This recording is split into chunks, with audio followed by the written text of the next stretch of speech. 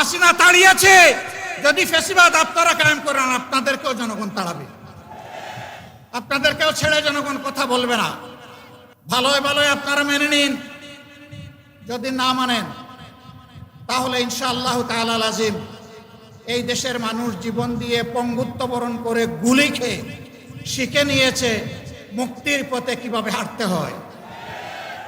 আমরা আমাদের শহীদদের সাথে বেঈমানি করব না, জুলাই যোদ্ধাদের সাথে বেঈমানি করব না, 18 কোটি মানুষের সাথে বেঈমানি করব না। আমরা কথা রাখবো ইনশাআল্লাহ, জীবন দিয়ে হলেও লড়াই করে কথা রাখবো ইনশাআল্লাহ। প্রিয় সিলেটবাসী, কেমন আছেন আপনারা?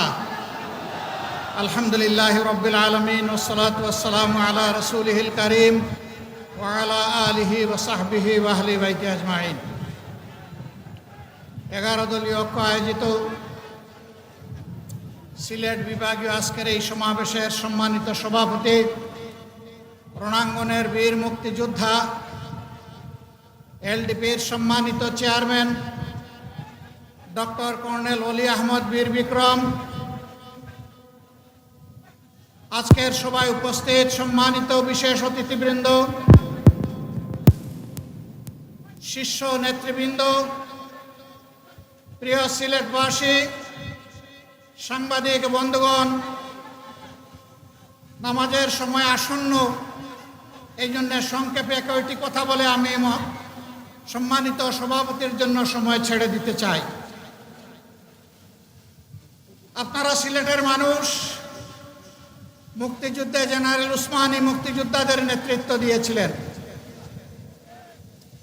সেই সিলেটের কিছু ন্যায্য দাবি যুগ যুগ ধরে ঝুলে আছে, বাস্তবায়ন হচ্ছে না।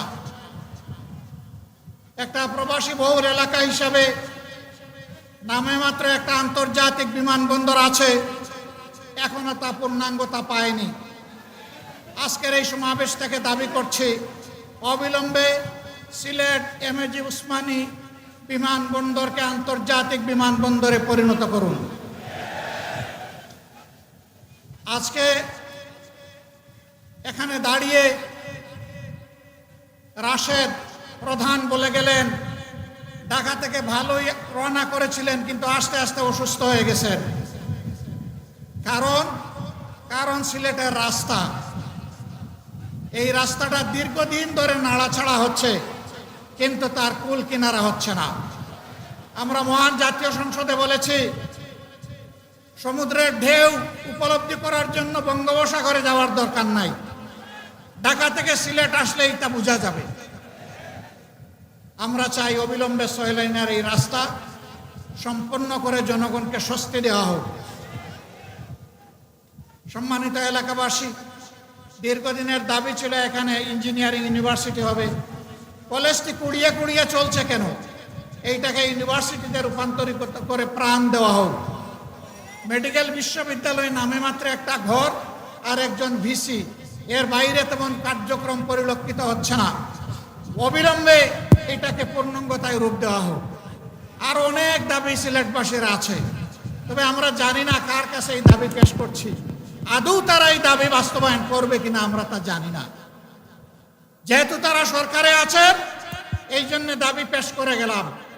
আমরা কথা দিয়ে গেলাম, আল্লাহ তাআলা যদি আমাদেরকে কোনোদিন এই দেশ পরিচালনার সুযোগ দেন, এই 11 দলকে, ইনশাল্লাহ আপনাদের দাবি আমরা অক্ষরে অক্ষরে বাস্তবায়ন করব।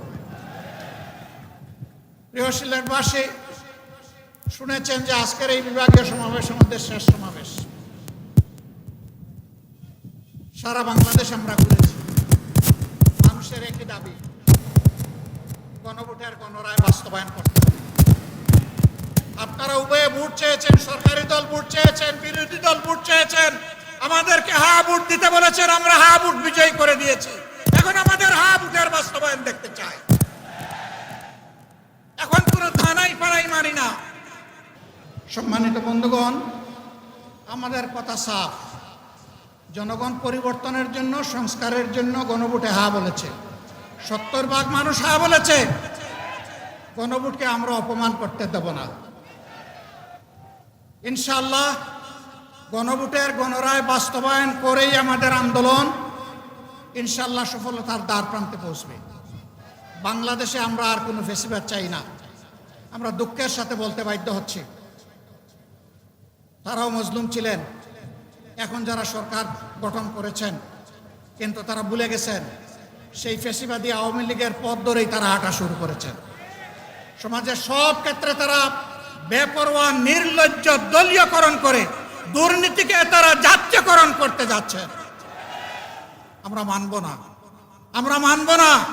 হাসিনা তাড়িয়েছে, যদি ফ্যাসিবাদ আপনারা কায়েম করেন আপনাদেরকেও জনগণ তাড়াবে, আপনাদেরকেও ছেড়ে জনগণ কথা বলবে না। ভালোই ভালোই আপনারা মেনে নিন, যদি না মানেন তাহলে ইনশাআল্লাহ তাআলা আজিম এই দেশের মানুষ জীবন দিয়ে পঙ্গুত্ব বরণ করে গুলি খেয়ে শিখে নিয়েছে মুক্তির পথে কিভাবে হাঁটতে হয়। আমরা আমাদের শহীদদের সাথে বেঈমানি করব না, জুলাই যোদ্ধাদের সাথে বেঈমানি করব না, 18 কোটি মানুষের সাথে বেঈমানি করব না। আমরা কথা রাখবো ইনশাআল্লাহ, জীবন দিয়ে হলেও লড়াই করে কথা রাখবো ইনশাআল্লাহ। সেই লড়াই সিলেটবাসী আপনারা সাথে থাকবেন, থাকবেন সত্যি? আলহামদুলিল্লাহ, সেই লড়াইয়ের জন্য প্রস্তুত হন।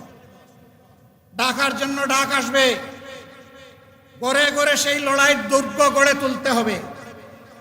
দেশ থেকে ফ্যাসিবাদ, দেশ থেকে চাঁদাবাজ, দেশ থেকে দুর্নীতিবাজ, দেশ থেকে দুঃশাসন দূর না হওয়া পর্যন্ত আমাদের লড়াই তীব্র থেকে তীব্রতর হবে ইনশাআল্লাহ। আমরা থামব না, মুক্তির মঞ্জিলে এই আন্দোলন না পৌঁছা পর্যন্ত ইনশাআল্লাহ আমরা থামব না। আমি জাতীয় নেতৃবৃন্দকে সিলেটবাসীর পক্ষ থেকে আন্তরিক ধন্যবাদ এবং কৃতজ্ঞতা জানাচ্ছি। তারা মূল্যবান সময় কোরবানি স্বীকার করে এখানে এসেছেন, তারা অনুপ্রাণিত করেছেন সিলেটবাসীকে, তারা উদ্বুদ্ধ করেছেন, তারা কথা দিয়েছেন জনগণের দাবি আদায় না হওয়া পর্যন্ত আমাদের লড়াই ঐক্যবদ্ধভাবে চলবে। আপনাদের সবাইকে মোবারকবাদ। সভাপতির বক্তব্য শুনে সবাই যাবেন, এর আগে যাবেন না। তিনি আমাদের মধ্যে বর্ষিয়ান রাজনীতিবিদ, সকলের চাইতে বয়োজ্যেষ্ঠ। তিনি দেখেছেন ব্রিটিশ আমল, দেখেছেন পাকিস্তান আমল, তিনি বাংলাদেশ আমলের রাজনীতির এক জীবন্ত ইতিহাস। তার কথা শুনে আপনারা যাবেন ইনশাআল্লাহ। আল্লাহ হাফেজ। বাংলাদেশ জিন্দাবাদ। 11 দলীয় ঐক্য জিন্দাবাদ। আসসালামু আলাইকুম ওয়া রাহমাতুল্লাহ।